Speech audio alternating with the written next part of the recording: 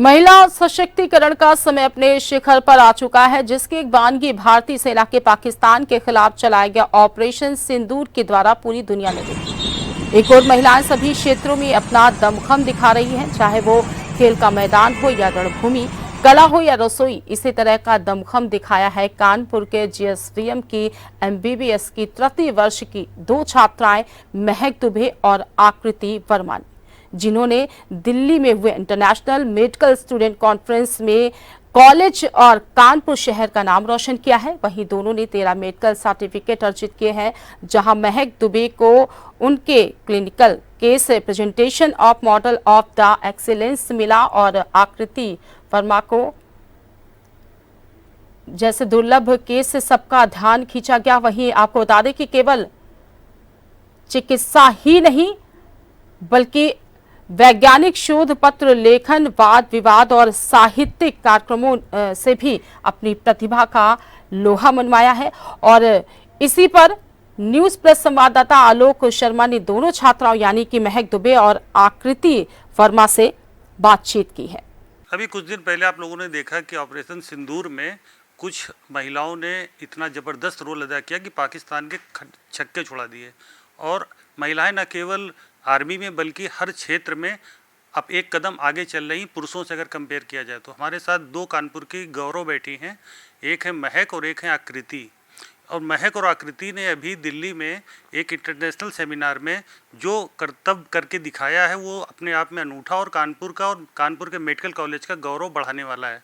इन्हीं दोनों मेधावी छात्राएं जो कि जीएसवीएम की स्टूडेंट्स हैं, उनसे बात करते हैं। क्या नाम आपका? महक दुबे। महक, ये आपको जो अचीवमेंट हुआ है दिल्ली में, है ना, उसका क्या एक्सपीरियंस आप कर रहे हो अभी?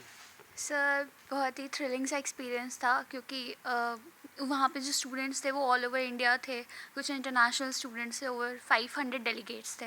एंड उसमें फिर टॉप 15 में आना for something research based like clinical case pictures में, तो वो काफ़ी अच्छा था। काफ़ी आपने एक प्रेजेंटेशन एक बीमारी को, एक दुर्लभ बीमारी को लेकर दिया था, क्या था वो? सर, मैंने दो प्रेजेंटेशन दी थी। एक थी abdominal tuberculosis mimicking a cobblestone pattern of mucosa, जो कि कॉबलस्टोन पैटर्न क्रॉन्स डिजीज़ की सिग्निफाई करता है। बट टीबी में ये पाना बहुत ही रेयर होता है। लास्ट जो केस था इसका वो 2014 में एक नाइजीरियन मेल में पब्लिश हुआ था, और वो अमेरिकन जर्नल ऑफ गैस्ट्रोएंटरोलॉजी में हुआ था। उसके बाद कभी देखा नहीं गया था ये लिटरेचर, और ये सेम केस हमारे हैलेट में आया था, तो फिर हमने वो देखा था। एंड दूसरा केस था sir white matter hyper sensitivities का, जो मोलातूत साइन दिखा रहे थे। अगेन वो काफ़ी वाइड डायग्नोसिस उसकी बन रही थी, काफ़ी कुछ डिफरेंशियल डायग्नोसिस थे, एंड वो काफ़ी रेयर था। हमने वो प्रेजेंट किया। इसको अगर साधारण बोलचाल की भाषा में, तो आपने मेडिकल टर्मिनोलॉजी यूज़ की, साधारण बोलचाल में क्या बोलेंगे इसको? सर, सबसे पहली बात, जो मेरा पहला केस था एब्डोमिनल ट्यूबरकुलोसिस का, तो एक हम लोग बोलते हैं एक लाइन कि जो टीबी होती है वो कुछ भी कर सकती है, मतलब वो हमारी बॉडी में कुछ भी मिमिक कर सकती है, चाहे वो ब्रेन से लेके आपके फीट तक कुछ भी कॉज कर सकती है। तो ये उसी का एक एक्सटेंडेड वर्जन था कि कैसे टीबी ने एक और किसी डिज़ीज़ की मिमिक्री कर दी, उसको उसकी तरह से प्रेजेंट किया, बट एक्चुअली वो डिज़ीज़ नहीं, पर वो टीबी थी। आपने एक वाद विवाद प्रतियोगिता में पार्टिसिपेट किया, तो उसका कैसा क्या एक्सपीरियंस था? सर, जो डिबेट कंपटीशन था वो हमारे दो अलग अलग टॉपिक्स थे। मेरा जो टॉपिक था वो था कि आर्टिफिशियल इंटेलिजेंस हम कैसे हेल्थ केयर में इंटीग्रेट कर रहे हैं, वो बून है या बेन है। और आकृति का था ऑर्गन डोनेशन, क्या वो सही है या नहीं है। तो मेरा तो इंटीग्रेशन ऑफ एआई था, और मैं उसके फॉर्म में थी कि मुझे लगता है कि इंटीग्रेशन ऑफ आर्टिफिशियल इंटेलिजेंस बहुत ज़्यादा ज़रूरी है। मतलब हमारे मेडिकल कॉलेज में बहुत ऑलमोस्ट हमारा फुटफॉल जो ओपीडीज़ का होता है वो 5 to 8,000 होता है।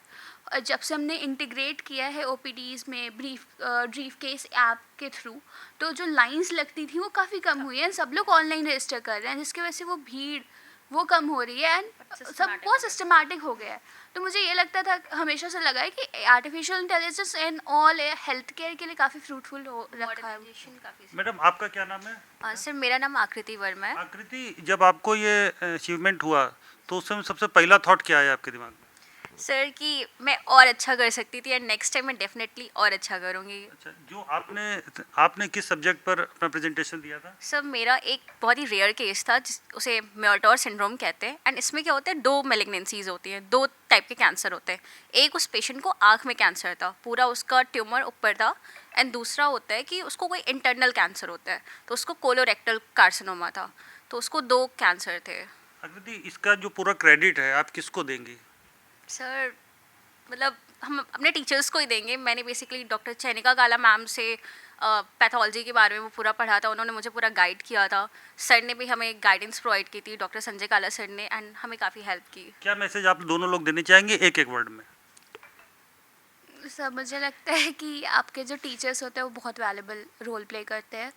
हम लोग थर्ड ईयर में हैं, बट इतने ढेर सारे क्लिनिकल केस, इतने पेपर्स उन्होंने हमें पढ़ने को बोला, फिर हमने पढ़ा, उसके बाद चीज़ें हुई, तो लाइक टीचर्स काफ़ी बड़ा रोल प्ले कर रहे होते आप हैं बताइए। कॉलेज में। सर सेम कि टीचर्स ने हमें केस प्रोवाइड किए, हमने उनसे हेल्प ली, उन्होंने हमें रेयर केस दिए। ऑप्था में मैंने एक जार से लिया रोहित सर से, उन्होंने हमें एक केस दिया एंड लाइक टीचर्स बहुत अच्छा रोल प्ले करते हैं। अगर वो हमें अच्छे से गाइड कर देंगे तो हम नेक्स्ट ईयर और अच्छा अचीव करेंगे। जैसा कि आपने देखा, इन दोनों मेधावी स्टूडेंट्स ने जीएसवीएम के बताया कि टीचर्स का जो रोल होता है वो तब ज़्यादा बड़ा हो जाता है जब इन लोगों को वो अपॉर्चुनिटीज़ प्रोवाइड कराते हैं जिसके कारण ये लोग अपने आप को इम्प्रूव करते हैं और ग्रूम करते हैं। कैमरामैन अमित के साथ आलोक शर्मा, न्यूज़ प्लस कानपुर।